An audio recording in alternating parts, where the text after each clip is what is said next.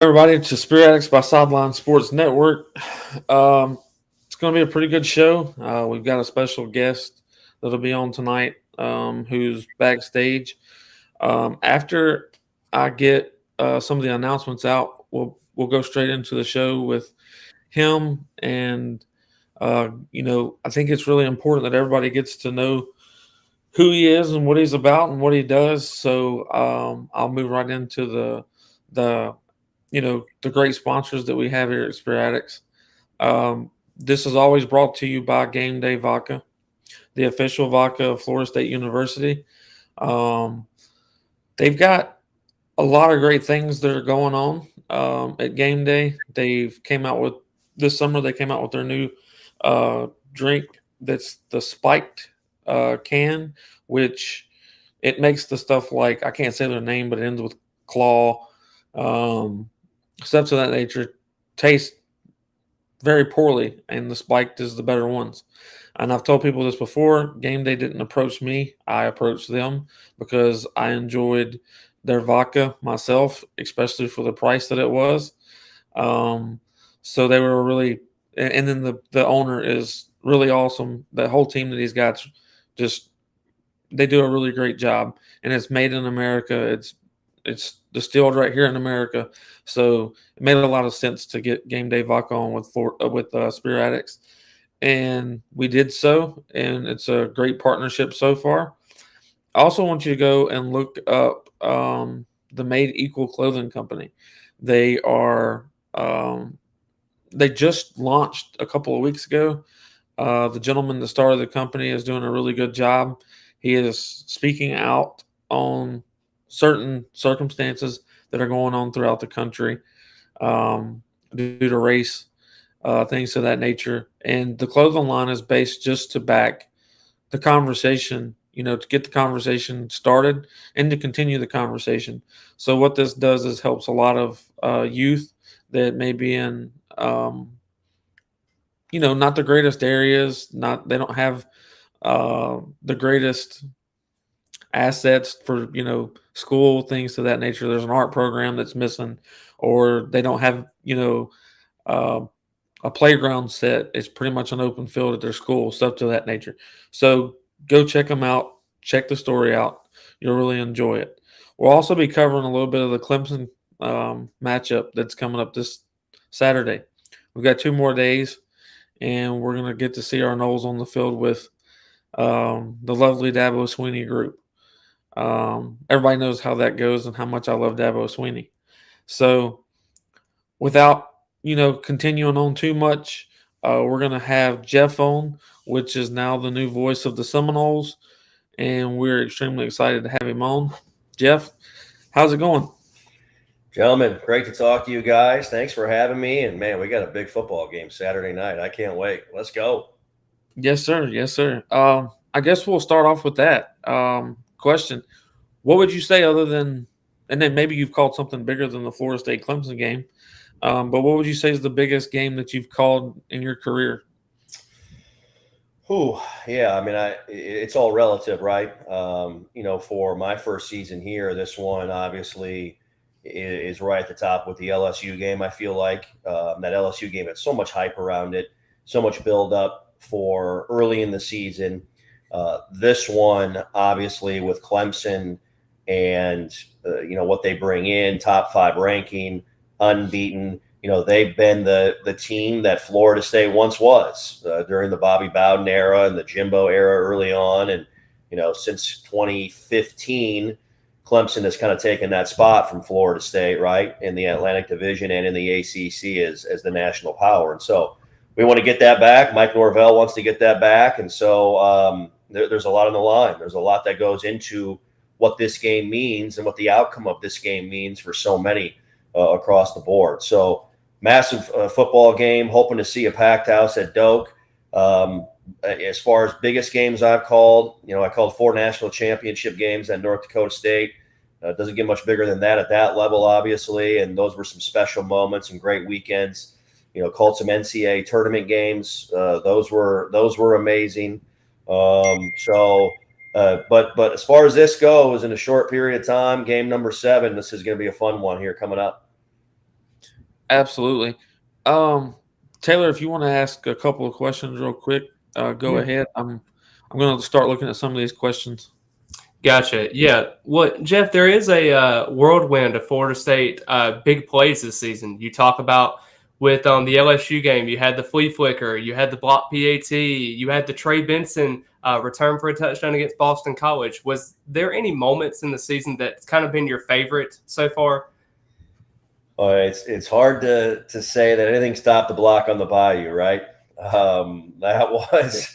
That was as surprising of an ending as you are going to see, and I'm just glad that we were ready for it.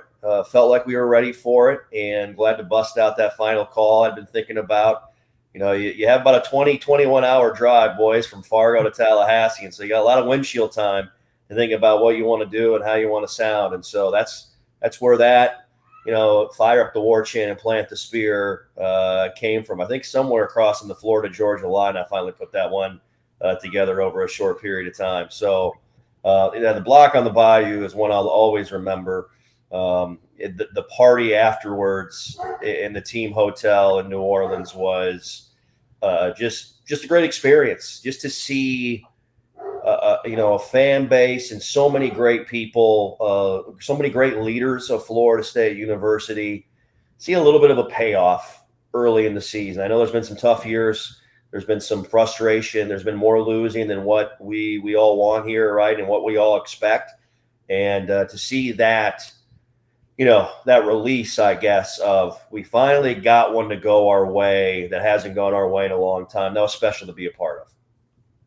Yeah, Florida State's just a resilient group. This group continues to fight time and time again. Just when you kind of count them out, they got a chip on their shoulder and they're kind of ready for that next challenge. So when you kind of interviewed some of these players in terms of after practice, before practice, during games, and everything like that, how have you got kind of the message from some of these players and kind of what their thought processes are about the coaches and different things going on in the organization so far? Yeah, I would say it's a completely connected unit. This group is locked in, and from head coach to, every man on the roster, everybody on the staff, every coach, everybody from, position coach to analyst to nutritionist, all across the board. Everybody is all on board, and that's a huge credit to Mike Norvell.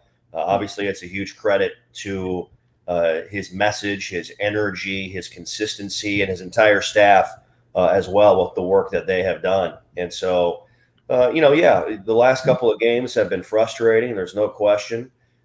Trust me, there is no one that wants to win more than Mike Norvell and everyone that puts in the time and the work and the sacrifice.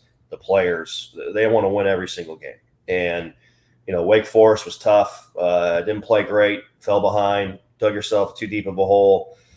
Obviously, I hope we don't talk a whole lot about NC State. That wasn't a lot of fun in the second half. But it was tough. It was one of the more bizarre 30 minutes of football I've ever been a part of, and that's kind of par for the course for us at Carter, Finley, and Raleigh, right? So, I think that it's a group that understands they're not far away, and I really feel like something special is going to happen, and I hope it's Saturday night.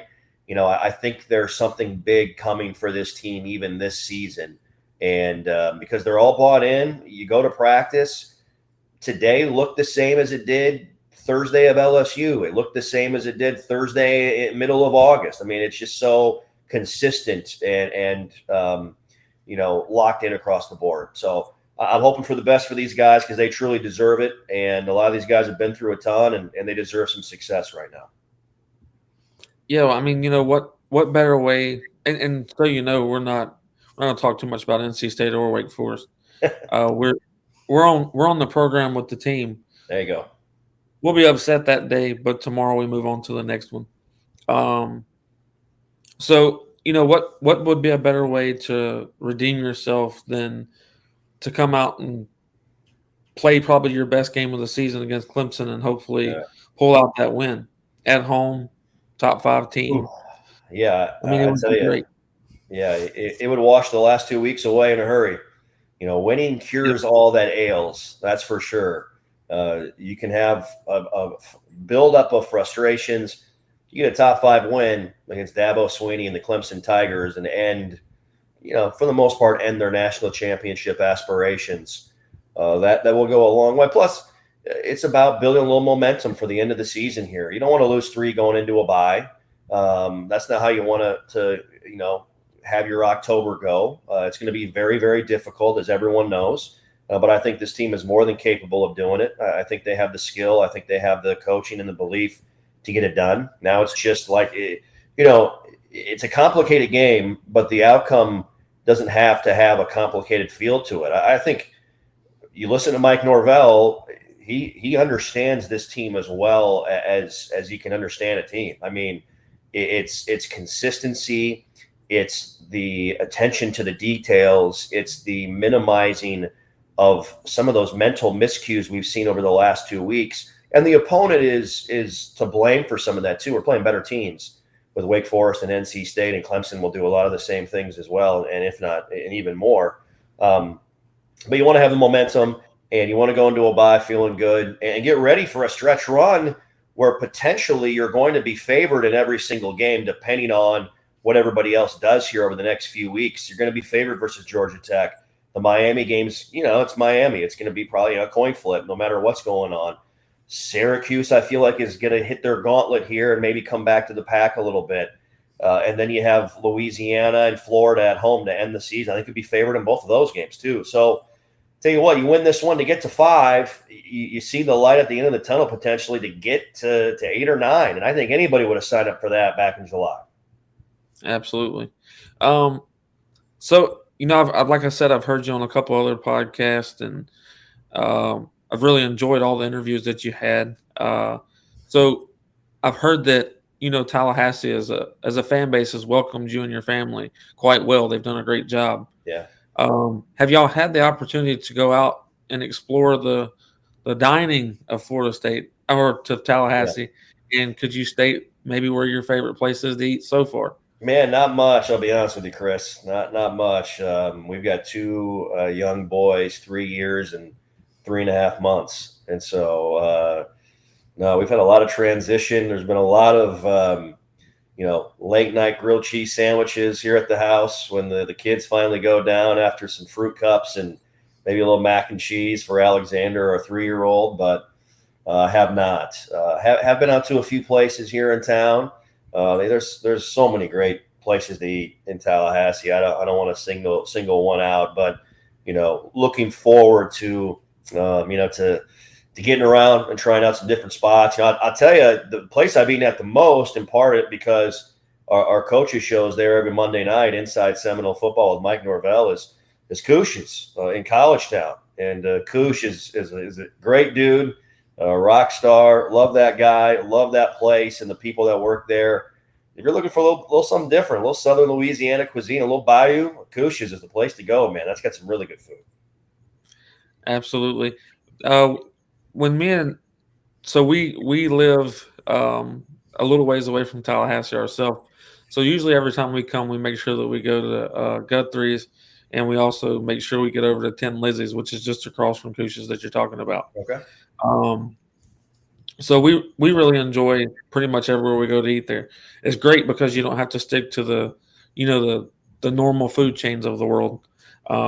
We had Trey Benson on earlier this season, and he told us his favorite place to eat was Texas Roadhouse.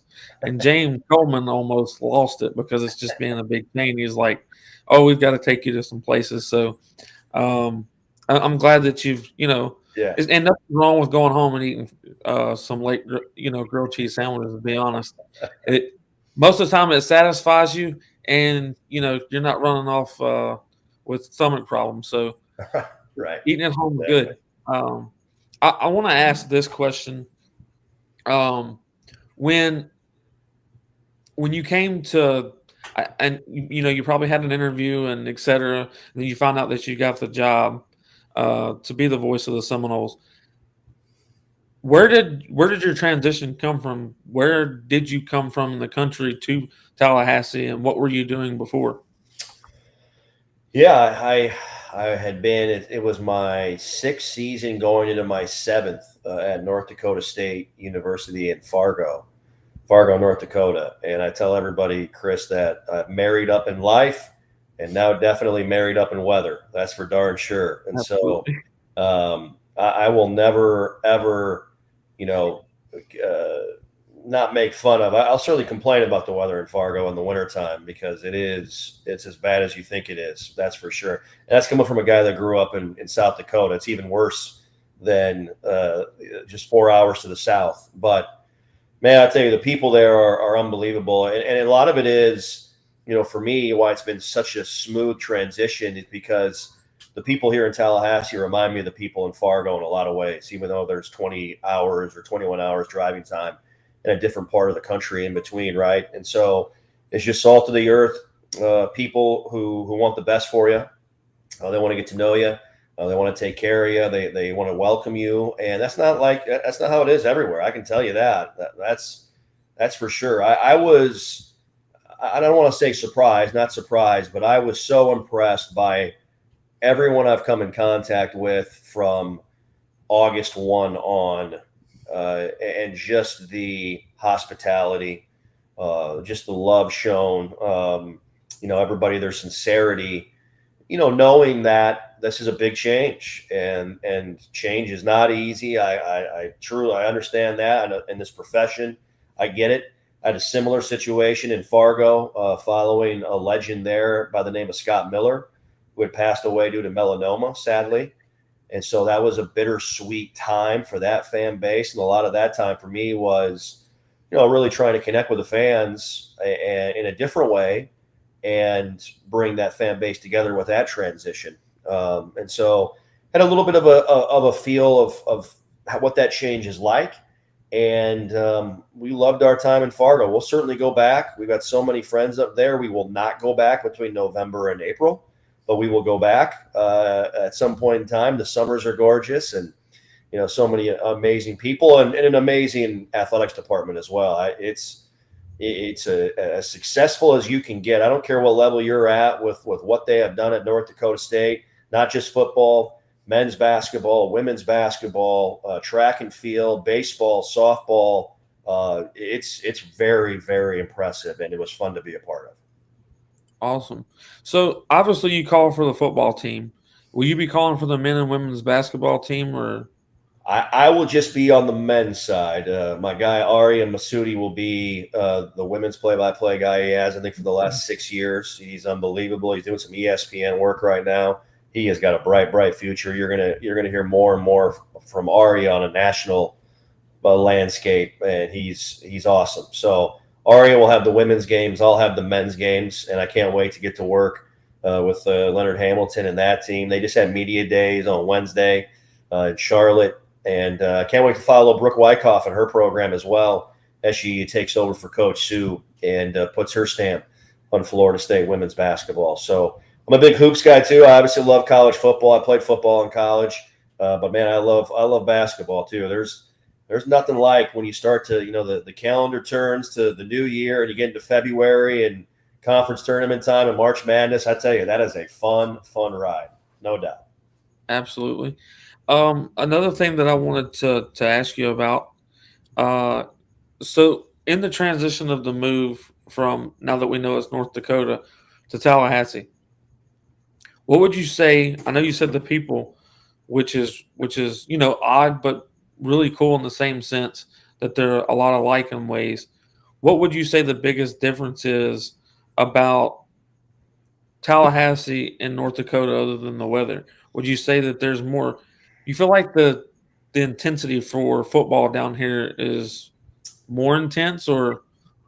Yeah, it's definitely a different feel. Certainly more of an intensity from that standpoint, from a perspective of size, right? Of the amount of fans. Right. NDSU has high expectations, and their success rate is right up with there was some of the greatest runs in all of college athletics, right? With what they're doing, 9 national championships in 11 seasons. But their fan base is at a much different place than what our fan base is at here now. Their fan base has become almost not bored with winning, but certainly used to it, which is crazy to think about. And it can get taken away in an instance, like many of our fans understand here, right? And so the hunger to get back, you can feel it. You can feel this yearning for watching this team have a big moment and get a big win and have a great season. And so from that standpoint, there's a difference between the two, I would say, overall, when you're talking about that. And look, to a person, and this is not to be, make North Dakota State sound like small potatoes or whatever. But, to a person, when I let everyone know and kept everybody in the loop that I was a part of the search for this job and kept kind of, making my way through the ladder and the 20 to 10 to 6 to 2, everybody, when I said, hey, I just want to let you know that I'm one of the last 2 guys up for the Florida State play-by-play job. And every person I said that to, donors, coaches, everybody, their response was, whoa, that's a really big deal. And so to give you an idea of how it's viewed outside of we get kind of locked into our own world and our own brand, how it's viewed elsewhere, that gives you a really good idea of when you say Florida State, how the weight it carries across the board. Right. And I'm going to be honest with you. I don't know any of the other candidates that were up for the job personally.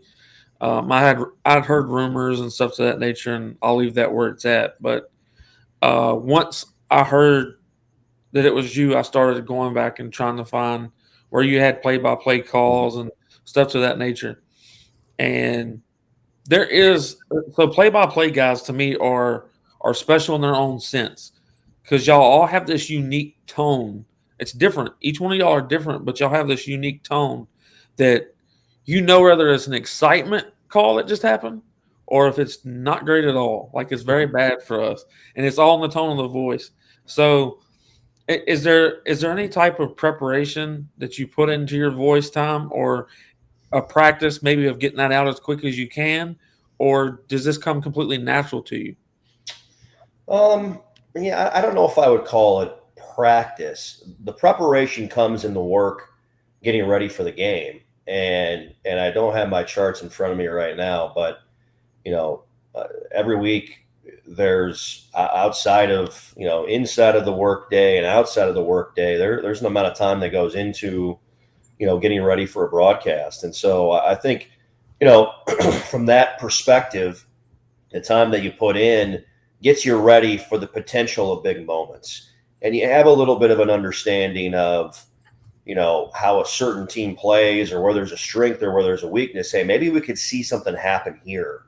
And I think that's what, even with the blocked extra point on the final play in New Orleans, I remember thinking, okay, you got a freshman kicker who was a walk-on and extra points. You never know. We've already blocked one. Crazier. That's been a crazy ending. Just be ready for something bizarre. Who knows? Maybe it's a bad snap. Maybe it's a bad hold. Just be ready for something crazy to happen. And that's what I thought about as I was, I think the call started where I said, Damian Ramos, freshman kicker from Baltimore, he might be the most nervous person in the Superdome right now. And from there, in my mind, I kind of locked it in and honed it in and just got ready. And so I think for me, the goal is always, and you got to learn it. Sometimes you relax. I've done it. I'll tell you what, I've missed a couple big calls in places past where I wish I would have got them better. You just kind of learn, especially with college football, college athletics. You never know. Just be ready. Anything can happen. Anything can go down at any given point in time. Just be ready to go when that big moment comes. You got to let it rip and try and capture it the best way you can. Yeah, I feel like the play-by-play caller's focus of the game is like laser focused. You have to be, because of you don't want to miss those big calls, and you always have to be ready for maybe a bad hold or whatever might happen in that nature, bad snaps. So to me, I see it as a specialty in like we get to talk about the game after the fact. We get to, talk about what we saw, maybe broke down, or maybe a ref missed this or missed that. But it's kind of a question. When you're watching and you say, let's say, versus this close to sacking whomever the opposing quarterback is, do you see those holds and stuff like right away because of how laser focused you are, and you go, "Where's the flag? Where's the flag?" Like does that happen? I try. I see them. Trust me. I see. I saw a lot of them last week. There was a lot that were not called last week, and my social media mentions were a buzz with a certain official that I don't need to make mention of here. But I try and do a good. I try not to get the officials involved or harp on that a whole lot. But look, if I think something is egregious, I'm going to say it. And I did. At one point, I did say, after I forget when it was, if it was the second quarter, it had to be the first half, I believe. But Jared Verse was getting tackled, and nothing happened. And so I try not to. I want to eliminate my emotion in the middle of the play-by-play call until the play is done. Because as you're listening and you don't see it, if I start doing that, I lose track of maybe what's going on. And then you get mad at me for complaining about the officials because then you don't know what's going on listening. So my big thing is let me follow the play. I see what's happening. Maybe I'll say, well, Jared Verse around the corner. Wow.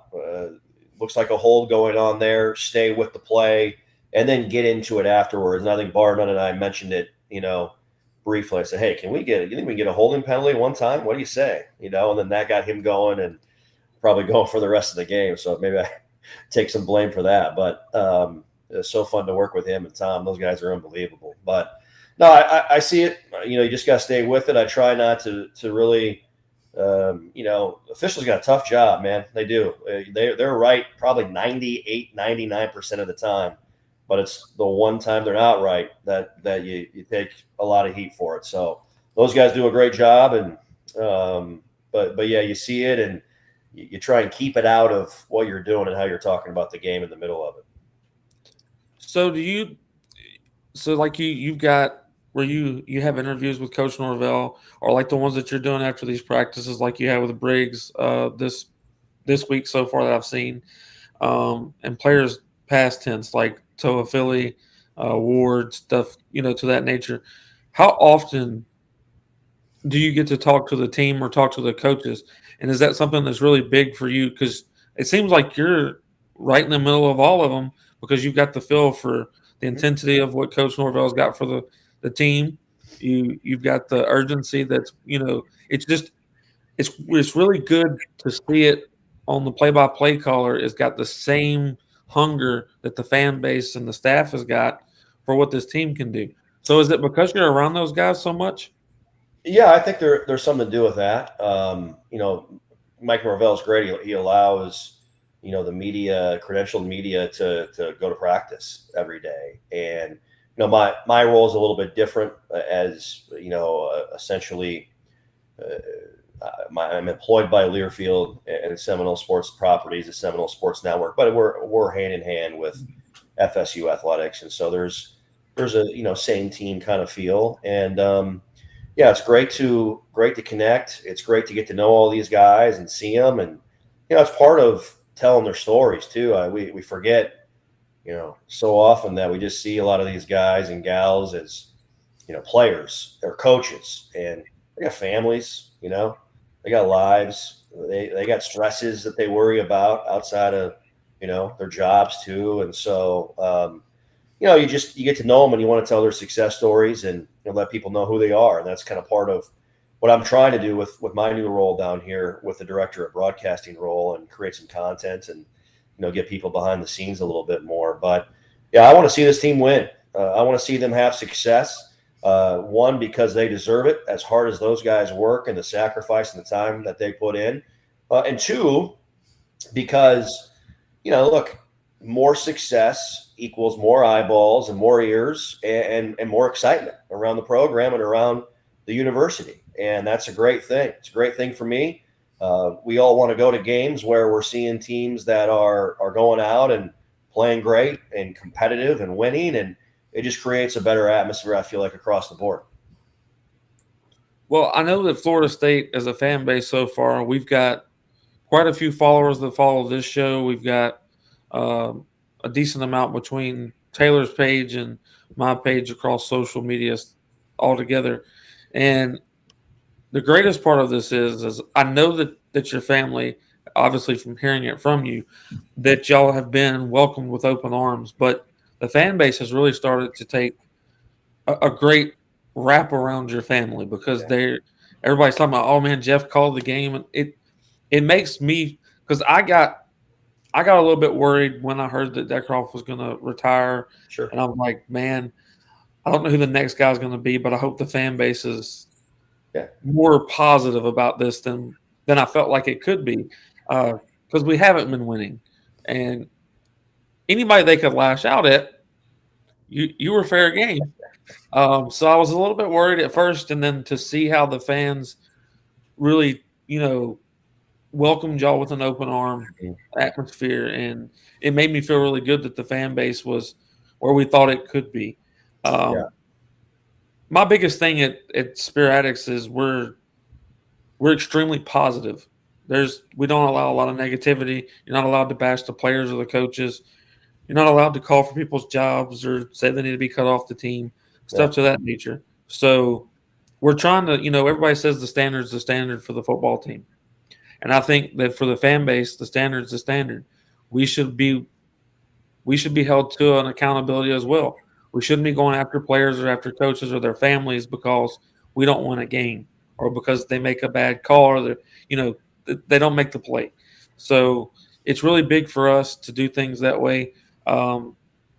We did a really good thing I guess it was about a month ago. We signed a deal with this TV group, WSBN, and our show grew like really fast. We've only been a year and a couple months now. So we're doing really well for a couple of guys that just wanted to talk about Florida State football. Yeah. And, now we've got tailgates where we've got Peter Warwick and Leroy Smith and, former players are coming to our tailgates like we're somebody. And all we are is a bunch of fans that love this team. Like I tried out. Well, I was recruited by the Florida State baseball team back when I was worth something as far as a baseball player goes, and I've been a diehard Florida State fan since way before that. It was the only offer I wanted.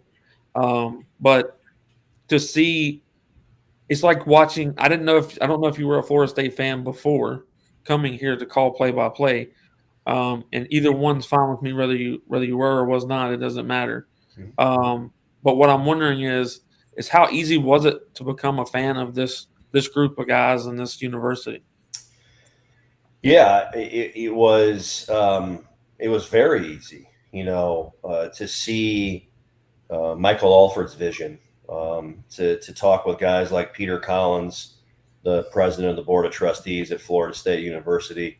Get to talk to Dr. Richard McCullough, the president of the university as well, throughout all this, and to get to meet and get to know Coach Norvell and his staff. And I had a prior connection to Coach's staff with John Papuchis. He and I were at Nebraska together for a period of time, and so we played some golf together in Lincoln and stayed in touch a little bit. And it was kind of a fun, just to know you got somebody there that you have a connection with. Makes it not easier, just makes it better. Makes it better. And so, no, very, very, very easy, very, very easy, and well aware of where Florida State was and where they've been recently and where Coach Norvell and the vision of the leadership around this university wants it to go. And getting to know those guys, Chris and Tanner, really continued to fuel my passion to see the high levels of success. Look, when I was told that I was going to be hired to replace Gene, it really it got me going. It got me going. And obviously, growing up, you watch a ton of Florida State football. You know all about Bobby Bowden. You watch a lot of hoops. You watch a lot of basketball, right? And so, Mike Martin Sr. in Florida State baseball as well. And so you know of the brand, and you know about everything that the Seminoles bring to the table. And so to be associated with that and to be able to say you're a part of something that big, it was something I had dreamed of, was my goal in broadcasting. And I'm living the dream, guys. It's a dream come true right now. Well, Jeff, if Taylor's got anything else for you, I'll allow him to ask right after I'm done. I really appreciate you coming on, and feel free to reach out and let me know if you ever want to come on. Would more than love to have you on again at any time that you just want to come and chat with us. Maybe it don't have to be about what you do as as your profession. We'd like to pick your brain on other things as far as what you like or what you see, and just to let the fan base get to know you other than what you do. I think they got to tonight a little bit. They got to figure out some more things about you, and I'm actually kind of upset that I haven't met you in person yet. I had an opportunity to, and you had just walked in right before I was right there, and someone called my name. And I looked back, and then when I looked back to where you were gone. And I was like, "Oh, I missed him." So maybe Where I'll was run that into at? you. I think you were walking into the Moore. I think it was the Moore Center, but it was close to the side cemetery. I was coming down that sidewalk in between the field and Yeah. something else, and I seen you had walked around the corner. So I was on my way that direction for another reason, but I'd finally seen who I'd heard, and I'm like, that's Jeff." And then someone called my name, and it got all mixed up, and then you were gone. I was like, dang. But hopefully I'll run into you soon. We've got. I'm also part of Micanopy 1851, which is an NIL thing at Florida State. It's I'm appreciative of what all the fans are doing as far as this university goes. They're doing a great job. Obviously, winning, like you said, cures all, and hopefully we continue to see the progress from these young men and young women, no matter which sport. And to hear you call the games for, I'm excited to hear you call men's basketball. I kind of want to see that setting, hear how, because it's a quicker paced game in my opinion. To hear those play calls quick means something to me. So I appreciate you coming on. And Taylor, if you got anything else to ask him, go ahead. Yeah, I just got. I called you Tanner earlier. I apologize. Oh, you're okay. My bad. Sorry about that. Yeah, you're okay. I had one question for you. Florida State's a tradition-filled university, filled with a lot of legendary pieces that they've had before. Chief Osceola and Renegade at midfield. What was your first experience like in Campbell Stadium seeing that? And then also, do you have any kind of parting thoughts that you have before fans get to Tallahassee this weekend? Yeah, great question, Taylor. Great question. First, I wanted to make the planting of the spear at midfield a part of our broadcast. And so I thought that was very, very important to do. And we've timed our broadcast out to where we can have that. We literally, I almost, do the play-by-play of Renegade making his way from the south end zone to midfield and just hearing the crowd, behind the scenes and when the spear goes into the turf. Yeah, it'll make the hair on the back of your neck raise up. And even with the Duquesne game, and the rain delay and the weather delay and people, not having a sold out crowd, it was just nothing like it. Nothing like it. To me, it's the greatest tradition in all of college football. I don't know if there's anything close. I mean, it is pretty special. So, and I can't wait to see it again before the boot meets the ball Saturday night around 7:45 when that thing kicks off. But, for people coming into town, can't wait to see everyone. I think we're going to be pretty close to a sellout, if not sold out. We've got some great pregame stuff going on Langford Green as well. We've got a big stage for our radio shows that start at 5 o'clock. We're going to have Terrell Buckley out there Peter Warwick is going to be out there as well. You talked about that, Chris, with those guys. They love being around the fans. They love you guys and love what everyone has meant to them during their careers at Florida State University. So coming out to Langford Green, come by and check out our pregame shows. We'll have some fun guests and get everybody pretty hyped up for kickoff Saturday night. Absolutely. And Jeff, real quick, if you don't mind, share where the fans can find you at on Twitter or Facebook. They can follow you. Yep. At Jeff Culhane is my Twitter handle. Culhane is how you spell my last name. On Facebook, on Instagram as well, all the same handles. And so put a lot of the content on both Facebook and Twitter.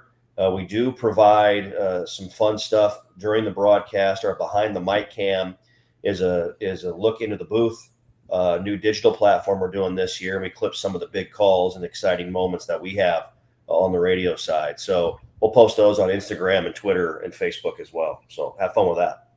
Awesome. Well, everybody, me and Taylor will continue on. We're going to let Jeff fall off because we're going to get a little bit gritty as far as what we think Florida State needs to do against Clemson. And I'm not sure that Jeff wants to be part of all of that. So, Jeff, we appreciate you coming. Can't wait to see or hear you Saturday. And go Noles. Chris, Taylor, appreciate you guys. Look forward to being on again. Have a great weekend and go Noles, everyone. We'll see you Saturday. Yes, sir. Well, everybody, we got to have, in my opinion, a great interview with Jeff. I think if you don't like the guy now, you've got problems. I don't know what to tell people. He seems to be extremely legitimate. He's definitely got that play caller voice. Like you can hear. I can get my voice to do that. I don't care what. That's why I asked you. You have to practice it because my voice doesn't do that.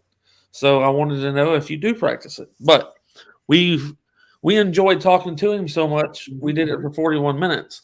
So we've got a lot to squeeze in just the next 18 minutes now. So Taylor Reach, I don't know what's important and what's not important, but what can you tell me about this game coming up? Let's go. It's a huge game this weekend. Enough said. Florida State and Tallahassee is going to be rocking this weekend. Florida State's itching to get back on the field after losing 2 straight. They had some disappointing outings the last 2 times. We saw the Wake Forest home game, and then we saw the second half collapse against North Carolina State. You're trying to find ways to be effective. And in this game, you're trying to neutralize a lot of different mistakes that you had earlier. So no more drop passes. We cannot have that against a Clemson team that does allow several 10 or yard more receptions. So they allow a ton of big plays. I believe they've already got 10, 30-plus yard plays so far. So you're going to really have to rely on a guy like Johnny Wilson. I think that's a big guy that you're going to have to get a lot out of. And you saw last season when we played Clemson, we didn't do a whole lot on the ground. Florida State, as you know, is a run-first offense. But they only had 34 carries for 64 yards last year. That's 1.9 yards per carry. They had 6 sacks, and then they also had 9 tackles for loss. That is not a recipe on how to win. But Florida State was in the game to the very end. Unfortunately, we weren't able to get the job done, and they scored a garbage lateral touchdown at the very end to make it basically a two-possession game. But just overall, this Clemson defensive line is getting back healthier. Now, their defensive line is a little bit worse than last season, but Breesy is a guy I think at defensive tackle they really, really like. They're actually very, very aggressive against in the ball. And I just think, first off, I just wanted to say, too, with Breesy, his youngest sister, she died of cancer recently. Thoughts and prayers go out to his family. So hopefully he's able to kind of get back into the swing of things. I know how difficult that is. We're all human beings at the end of the day. So just wanted to at least shout out that effort and also kind of getting that analysis out there as well. But just overall, this defense flies all over the ball. They've got a couple of injuries, especially on their defensive backfield. They got 2 safeties with Mickens and also Venables that's missed the Boston College game. They're expected to be back in this game, but you don't know how healthy they're going to be. Shenarian Jones is another cornerback. His injury status is in the air. They're all expecting those 3 players to be back. But this is a Clemson defense that allowed Sam Hartman to get 330 yards and 6 touchdowns. They rank 95th in pass defense. So if you're going to be able to attack them in some form or fashion, Jordan Travis is going to have to get back in the swing of things and getting chunk plays out there, even getting that short screen game with Micah Pittman. I think it's going to be very important because you looked at it last year. Jordan Travis only had 176 passing yards, and 75 of it come from Lawrence Toafili's miraculous touchdown that he had. So there's going to have to be more efficient ways to do things. Defensively, you're going to have to be able to cover DJ Uyunglele, and he had 71 yards last week against NC State, or NC State before that, and then Boston College, he had 60 yards before that. He has 311 yards on the season, and you've seen how Florida State is against running quarterbacks. So it's going to be very important for Florida State not to shoot themselves in the foot. They do have a key injury with Trayshawn Ward. You're trying to figure out that injury situation. Mike Norvell said they got the best news coming out of that. He got an MRI, and it seems as though the results are pretty well considering the worst-case scenario that could have happened. He got injured in the second quarter of that loss, and it just seemed like Florida State really wasn't able to get the run game going. And that mainly is because of the offensive struggles, just not being able to get there. A lot of people talk about how Florida State really isn't getting stuff done on third down. But when I look back at it with the second down yardage that they had to convert from, it was 8.74 yards every time on second down. That is not a recipe for success against Clemson. You cannot have second down and 9, second down and 10, second down and 8. You cannot have those situations against them because next thing you know, if it's second down and 8, you incomplete a pass, it's 3rd and 8, and Clemson is teeing off on you at that point.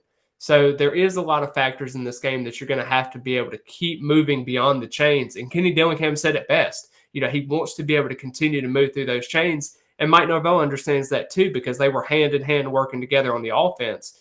And I just think Florida State's going to have to get back into the right headspace because seeing losses and time after time, it kind of builds on you a little bit. So, Chris, I think the biggest thing with this game is just confidence. I think that's going to be the biggest thing for Florida State going forward because they can be that 4-0 football team. I really do think they can be. But this is a tough ask for a Florida State team that is just now trying to get back into the swing of things with national relevance. And I think it's going to be a tough ask overall. Yeah, there's no doubt that this is not, the scenario that you really want to be going into after falling 0-2 to this 3-game stretch. Mm-hmm. This would be the one that, if you'd have went 1-1 in that stretch or even 2-0 in that stretch, this one would have been a little bit of a we will settle for what we get when we want to be competitive in this game. But now we've put ourselves up against or in a corner to where we really need to win this game, like what Jeff had mentioned about earlier in the show, that you don't want to go 0-3 right before your bye week. You don't want October to go that way. The biggest thing for me that Florida State has to do is eliminate the penalties. They have to eliminate getting behind the chains on first down. We can't have any of these goofy personal foul plays or, just the goofy stuff. We got to make sure if we do punt the ball that we don't pass the line of scrimmage. That doesn't work, obviously. And Clemson will capitalize on if we have turnovers. They will capitalize if you don't dot every I and cross every T. They will make sure that they make you bleed. If you start with a nosebleed, they are going to punch you in the nose repetitively until it's a gusher. So we have to play a big thing that Mike Norvell talked about in his practice interviews, I think it was yesterday, they don't usually talk about punters. And he talked about how great Alex Maschermano had been throughout practice this week, getting those 55, 60-yard punts. That's going to be massive in terms of flipping the field because if you don't turn the ball over and you're able to punt, let's just say at the 45-yard line, you pin them within the 5 and you get kind of a 3 and out right there. That would be massive for this team. Absolutely. Our special teams is obviously a lot better than it was last year. Mm-hmm. We're doing head and shoulders above what we did this previous year. But we kind of saw the last year's team a little bit on special teams in this previous game against NC State. So we're really, our expectations should be high for this group. We should expect to go out there and compete and be in this game. That should be the expectation. But it depends on what Florida State football team shows up Saturday. Are we going to show up hungry? Are we going to show up that we belong on this? It's our field, but that we belong with the with the Clemson team? Are we for real? Are we going to go back to being the Florida State Seminoles that we all know and love? And I personally think yes. I think that this team had 2 bad games in a row. There was some, crazy non-calls, but it wasn't the referee's fault that we lost against NC State. It's not. Like, we had some bonehead moves. We had some just bonehead things happen, and we cannot do that against this Clemson team. We have to go play a clean football game. We have to play one of the least penalized games we've played all year. We have to catch the damn ball. And I'll say it again, we got to catch the ball. We can't have the, drop passes. I was wondering about this. It was a little bit chillier, and I'm not making excuses. It's just something that I don't think these wide receivers are ready for. When we were playing against NC State, maybe we had some numb hands out there because it's a lot colder, and it was like 50-something degrees. That's enough for your hands to be a little bit numb. Now, I had a couple of people tell me that receivers were saying that they couldn't feel anything with their hands. That's why you see them warming up. And then even J-Trav kept using his pouch in the front to try to warm his hands before throwing. And J-Trav had a moment where he hit his hand on someone's helmet, and he got to the sideline on a 3 and out, and his hand thawed out. He started really feeling the pain where he actually hit the whole outer side of his hand, and it bruised up pretty good. Yeah. So there was a lot of things that happened against NC State that should not have happened. We came out in the second half looking like a completely different team than the first half. We have to play four full quarters of Florida State football to beat the Clemson team. There's no doubt about it. I want to see Patrick Payton do what Patrick Payton was doing. I want to see Farmer come in and do what he was doing against NC State. We had some freshmen, like you said on the last show, there were some positives. There really were. Yeah, there were a lot of nice things that were happening.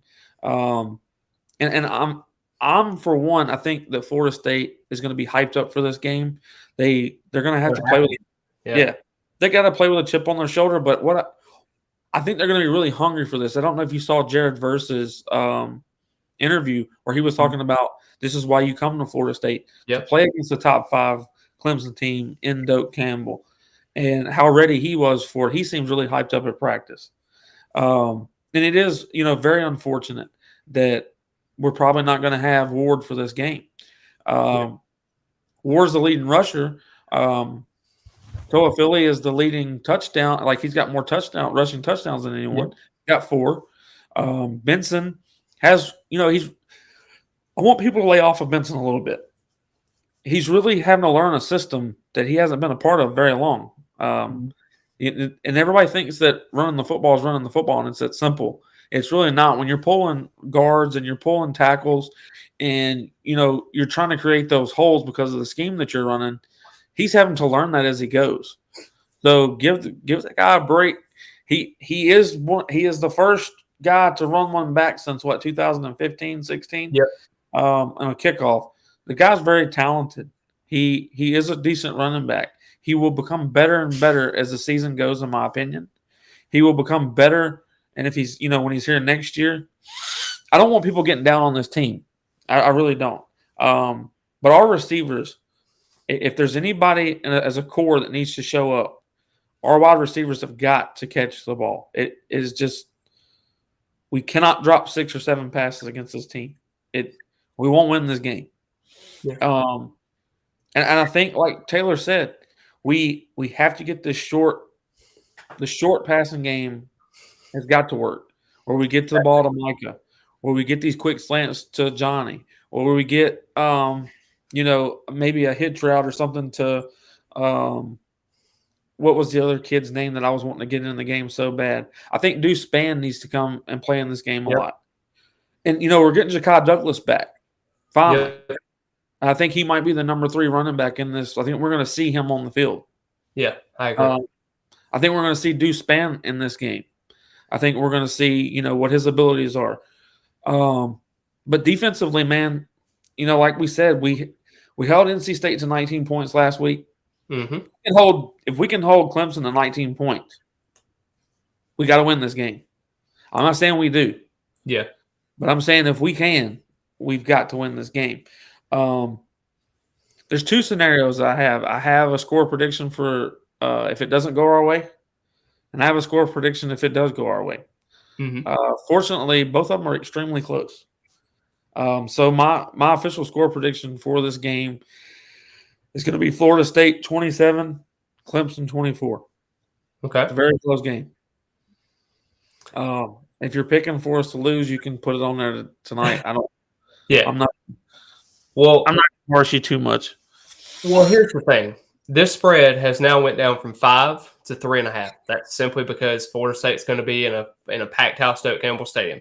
This game reminds me a lot of the 2016 game where we were 5-2 coming into that game. Clemson was 7-0 coming into the game, and Florida State really played well, running the football efficiently with Dalvin Cook. He was playing like a man possessed. And unfortunately, Clemson scored a touchdown late to kind of show that they're more of a championship caliber team at the moment. But you saw growth. And I think that's what you're going to see in this game. I have Clemson winning 23-17. I think it's going to be really, really close. I think Florida State's going to get an opportunity at the end of the game, maybe like 30 seconds left to go, and they're going to have to drive the length of the field. But I think they're going to come up just short, but I think it's going to give them enough confidence coming out of the bye, like Jeff talked about. There's going to be a lot of games that you're favored in. So they're going to put it all on the line because they have that bye week. They have a struggling Georgia Tech team and other teams like that. And, that game against Georgia Tech is going to be really pivotal because they've started to show improvement and under that interim head coach, and you're starting to see more flashes from them. So you're hoping that Florida State gets the ball on the right track.